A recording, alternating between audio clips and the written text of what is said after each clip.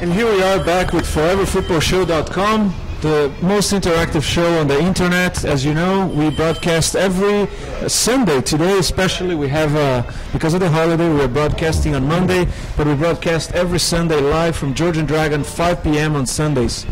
And of course, you can also enjoy the show, the recorded version in our website. Just go to ForeverFootballShow.com. You hear not only the commentary, but you can also see the highlights and the best goals that Ari and I collected during the week for you to watch. Again, we watch an insane amount of soccer so that we pick the best moments to show you, and you can see in our YouTube playlist right at ForeverFootballShow.com. We're back with, of course, the World Cup is still going on, but we have a lot to talk about the Sounders and the MLS already.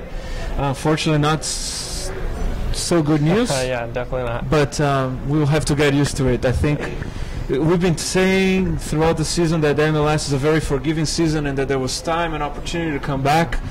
I start to give up my hopes. Aaron, LA 3-1. They already carry. What are they carrying against us? 7-1? 7-2?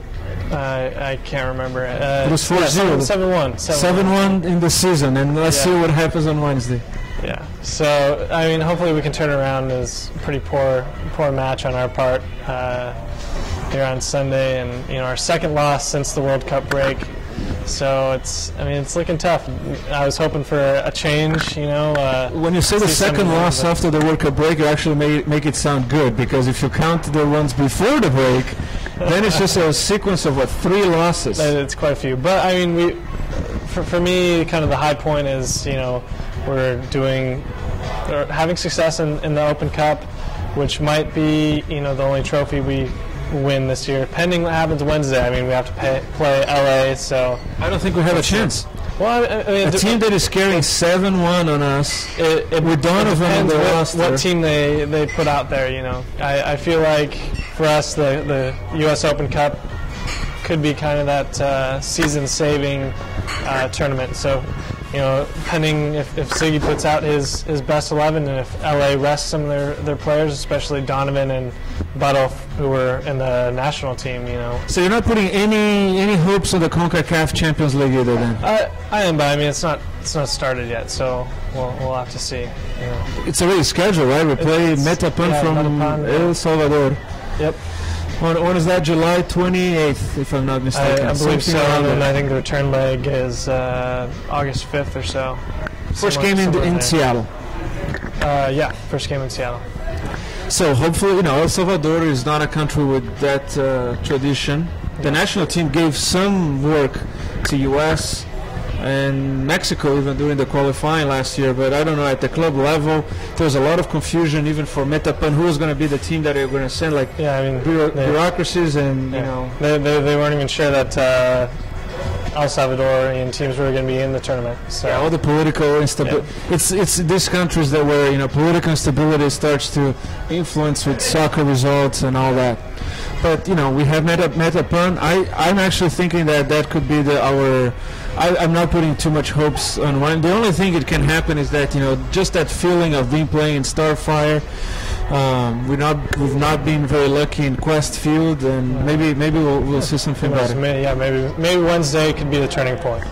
Thiago, you're a soccer player about to do a test. Can we mention this in the air? Or? Well, we're looking into something. I would say that. So we're not looking into something. Not gonna comment in too much details. Okay. Well, I think, like you said, I think MLS it's a very forgiving tournament where you can catch up, but it's different from what we use from Brazilian league. I mean, the teams that start in front, it's hard to catch up. They're gonna go, and it turns hard for you to catch up with them. So, but one thing for sure we gotta look at it's looking at our team. I mean, when we're not playing good, then we're starting wondering about if we're going to catch up, because it started to a point that I don't see, and we're not seeing creativity at all. We're not seeing the team getting together and making it happen as a team. So it's kind of hard. I mean, it is tournament that you can catch up, even if you're last. But time passes by and your team doesn't play good, you're not gonna catch up. So we miss it. We miss a couple of stuff. That game right after Boca Juniors that we won 3-0. Was it against the one that with the 3 beautiful goals from Montero, Zakuani, and Leo Gonzalez? Was it New England? New York? It was New England. New England, yeah. That seemed to be the turning point of the season. Seems to be, but I think people forgot where New England were in the table. They were not as bad as we are now.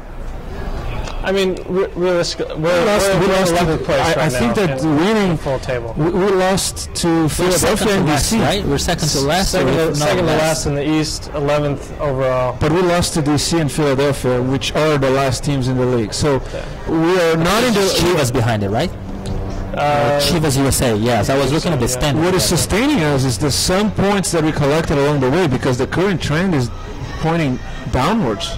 Well, I don't think we're gonna make it this year. I really don't. I really don't think we're gonna make to the playoffs. No, I don't think so. Because there has to be some shaking in the morale or the motivation of the it gotta be a change. It gotta be a change at some point, and that's what we don't have still in U.S. I mean, if one of the power countries, I mean, you're Brazilian like me, or if it was an England championship or Italian championship, I mean, you cannot lose like that. I mean, for the whole half of the season, or the fans here even more forgiving than the MLS itself for the fans.